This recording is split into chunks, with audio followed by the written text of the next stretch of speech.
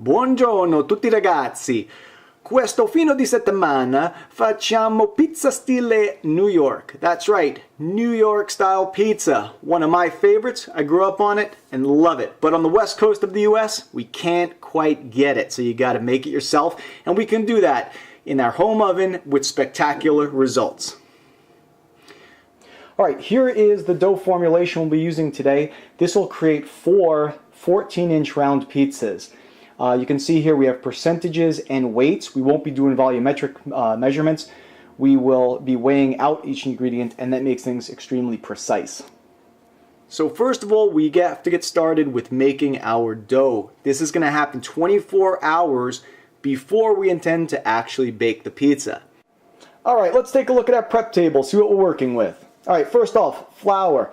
All-purpose? Not for New York style. We're going to use bread flour here. This has a higher protein content than all-purpose flour.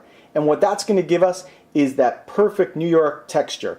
Here we have some room temperature water. I like to use this because I don't want to put any strange flavors in my dough from regional tap water, right? So if you have good water out of your tap, you can use it, but I prefer to use the bottled water to keep things pretty neutral. We have sea salt. We have instant dry yeast. This is different than active dry yeast, the stuff you remember in the little packets that you had to activate prior to use. This dry ingredient can be added to the other dry ingredients in your mix. No preparation required. We have diastatic malt powder. This is going to serve as a sugar in our dough and help browning. And the yeast will feed on this as well as the natural sugars in our flour and give us really, really nice deep flavor that you'd expect from a New York style pizza. We have some extra virgin olive oil back here. What about some other equipment? Okay, in the foreground here we have our digital scale. We'll be weighing our ingredients rather than using volumetric measurement. Back here we have a clear food service bucket. We'll use that to mix the dough. 4 individual round bins. We'll oil those and use those to store the individual dough balls for their overnight rise. Alright gang, that's everything we're going to need to get started, and let's go ahead and make some dough. Okay, here I'm just adding the last bit of oil to each of the plastic bins, and I'll wipe this around with a paper towel, and that is going to be our release agent when we put our dough balls in there. Alright, we have our bucket, it's on the scale, it's been tared, and now what we'll do is add the water. 663 grams of water. Next we'll add our salt, 21 grams of salt. Alright, that's 21 grams there. Little pinch for good luck, and now we'll just measure we'll just mix this up and dissolve that salt in the water. Okay, now that the salt has been dissolved in the water, we can go ahead and get our bread flour. Alright, there we go. 1021, and we're just going to let this sit for a little bit and let that water totally hydrate the flour. If it hydrates it evenly, it'll be easier to work with, and we'll get some real nice development of our dough. So I'll mix this up and then let it sit for about maybe 10 or 20 minutes covered. Alright, while we have some time, why don't we go ahead and get our oven set up. What I have here is a fire brick, 1 inch by 4 inch by 8 inch. You can get this at a any kind of quarry outlet. They're really, really cheap, maybe $1.50 per brick. And the nice thing about these is they're so dense that you can do multiple pizzas and you won't suffer any kind of loss of heat. There's so much thermal mass going on with all these bricks, and you'll see we'll stack them out in the oven, that it'll replicate a New York style deck oven really, really well. So right here you can see I've fashioned a bit of a support there. It takes a little bit of trial and error, but I know that 1 vertical brick, 1 small non-glazed quarry tile, and 1/4 cup measuring spoon will support that rack really well. And now I'll lay out the other bricks. Okay, so our deck has been laid out. There will be some gaps and seams. That's okay. We'll launch that pizza right over those. They're not going to make a big difference, as long as they're not too pronounced. And you'll also see that I have some gaps wherever possible on the sides and front and back if I can. That's going to create a lot of airflow around the pie. Okay, so that's our oven. This is going to take about an hour and a half to get up to temperature, and we'll use a laser thermometer to check the deck temp. Alright, the dough's had a chance to hydrate a little bit. We'll grab our yeast, and we're looking to add just over 10 grams. Okay, that's about 10.2 grams there. For the malt powder, we're at 2% of our mixture, so we're going to look to add about 21 grams of this. Okay, there's 21 grams of malt powder. And then lastly, 10 grams of olive oil. And again, I'll mix this together.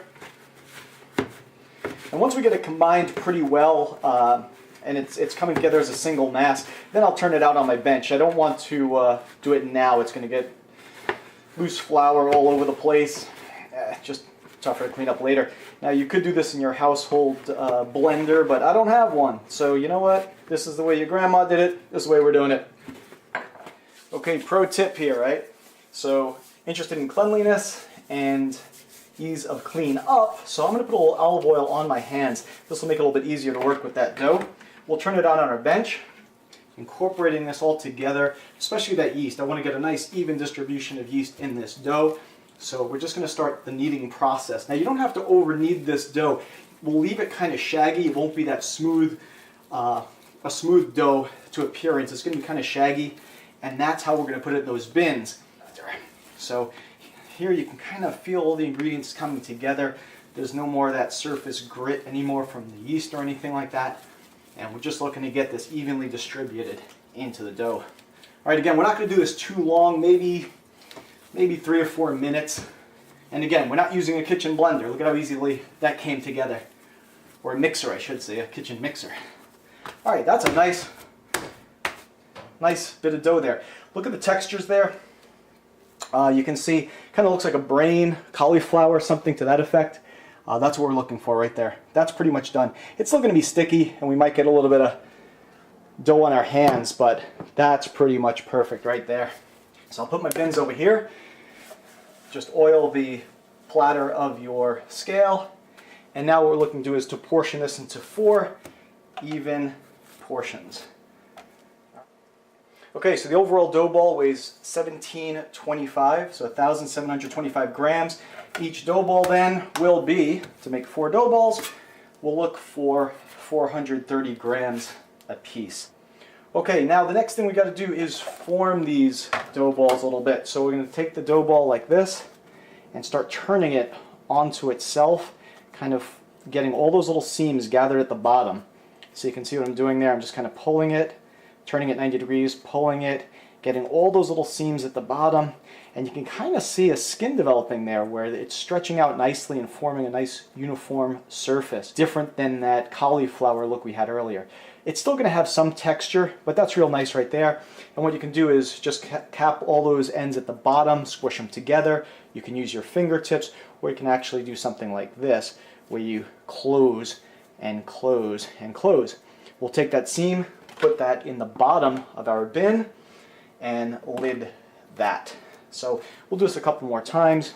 Day 1 is pretty much done. I'm going to lid these, put them in the fridge, bottom shelf, somewhere where they're not going to get a lot of temperature variance, and we will be good to go to make some New York style pizza tomorrow. Domani, domani, domani. Okay, ciao! It's day 2 of pizza making. Alright, so let's take a look at this dough. We can see it expanded quite a bit in those bins. That means our yeast is alive.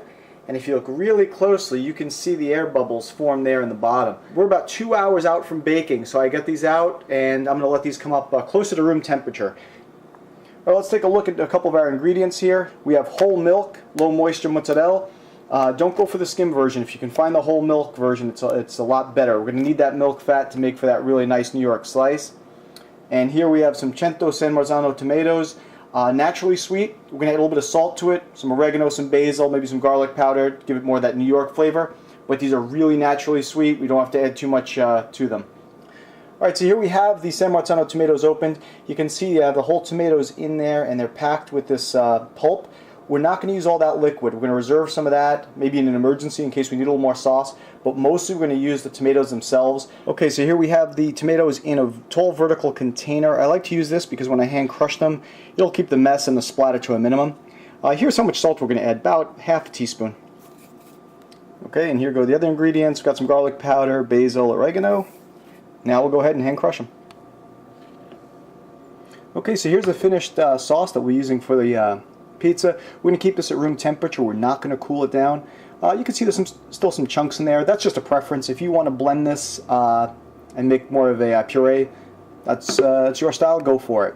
Okay, so we're about 2 hours outside of our bake window, so I got the oven going as high as it'll go. Mine's 500 degrees, but those fire bricks will really help with the heat retention.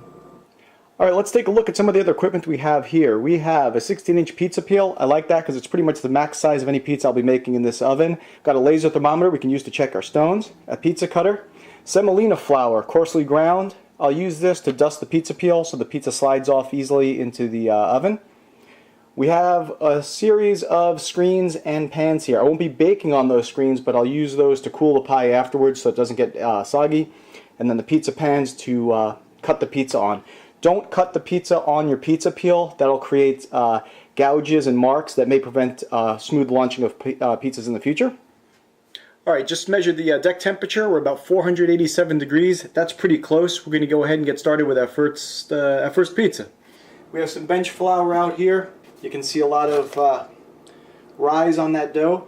It smells fantastic. I'm going to spread out a little bit of this bench flour and then invert our container right over it. Okay, so now one of the biggest problems that home chefs have is that they can't get a nice round pizza. So here's going to be one of the cheats you can do. Alright, first we're going to dust this off with some flour. Make sure we absorb some of that surface moisture. It won't stick too much to our bench. Alright, now push that out of the way. Now, what we're going to do is, you won't ever see me admit this, but I guess I am now. You can use a rolling pin to just get this started. We're not at all compressing it. We're just kind of rolling it out to make sure that we have a nice round shape started, right? This dough is a little bit cool to touch. It's not too warm. If it gets too warm, it'll get really sloppy. We don't want to compress those air bubbles and pop them. We're just trying to distribute them evenly and make sure we have a nice disc to start with, all right? And now I'm going to take my fingers, pushing down the center of that dough, pushing the bubbles outward towards the crust. That's expanding our disc, but it's also strengthening that interior.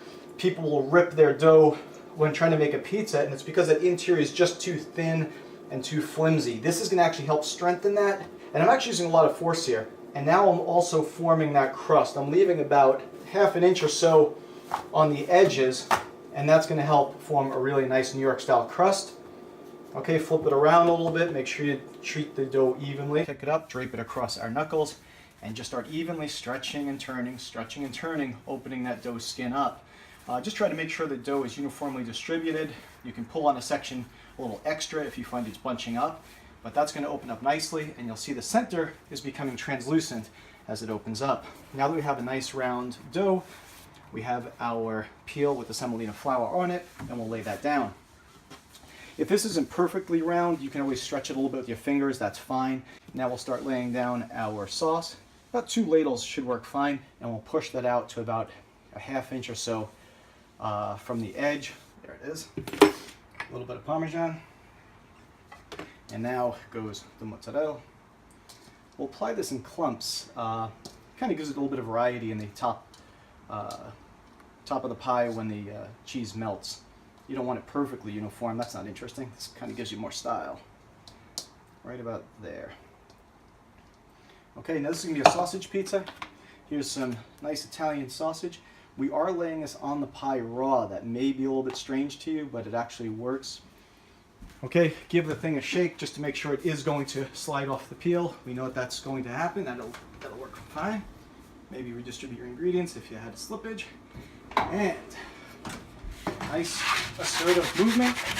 Get the back edge to stick, and then you start shimmying it, and get it to release and close. And this is going to go for about 8 to 10 minutes, depending on your oven setup. About 6 minutes or so, and you can see the cheese is getting nice and brown. Now we'll go ahead and spin this, maybe 90 degrees. Just vary it around a little bit. You'll find different hot spots in your oven. That's coming along really, really nicely. Don't turn it any sooner than 6 minutes. You run the risk of tearing the bottom crust. You have to let that really nice crisp bottom set up first before trying to turn it.